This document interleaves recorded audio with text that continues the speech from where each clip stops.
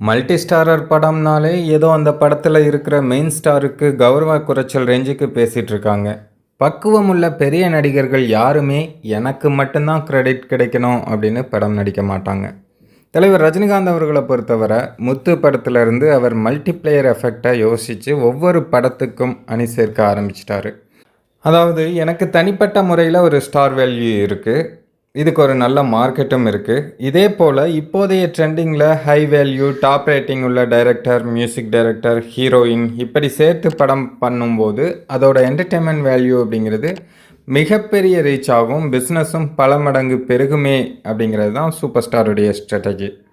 இந்த ஸ்ட்ராட்டஜிக்கு தான் இப்போது பேன் இண்டியா அப்படின்னு பேர் வச்சுருக்காங்க. குறிப்பாக எந்திரன் படத்திலேயே இதை சாத்தியப்படுத்தியது சூப்பர் ஸ்டார் தான்.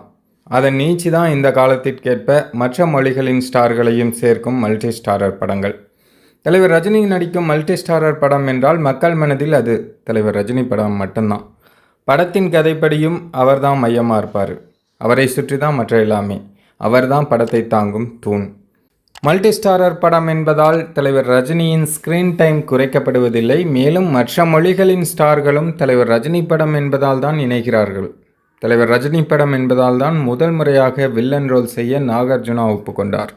தலைவர் ரஜினி படம் என்பதால் தான் சின்ன கேமியோவாக இருந்தாலும் கூட அமீர் கான் இறங்கி வந்து நடிக்கிறார்.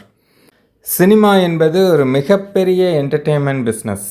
அதிலும் இப்போதைய லோ அட்டென்ஷன் மற்றும் வெப் சீரிஸ் காலத்தில் பெரிய பட்ஜெட் படங்கள் எடுத்து அவை லாபகரமாக இருக்க வேண்டும் என்றால் மல்டி ஸ்டாரர் படங்கள் வரவேற்கத்தக்கவை தான். மல்டி ஸ்டாரராக இருந்தாலும் எனது தனித்துவத்தையும் மெயின்டைன் செய்ய முடியும் என்கிற தன்னம்பிக்கை இல்லாத ஸ்டார்களும், படம் பெரிய லாபம் தராவிட்டாலும் பரவாயில்லை, என் பெயர் மட்டுமே முக்கியம் என ஈகோ கொண்ட ஸ்டார்களும் மட்டுமே மல்டி ஸ்டாரர் படங்களை கூடவே கூடாது என அறவே தவிர்ப்பார்கள். தலைவர் ரஜினிகாந்த் அப்படிப்பட்டவர் அல்ல.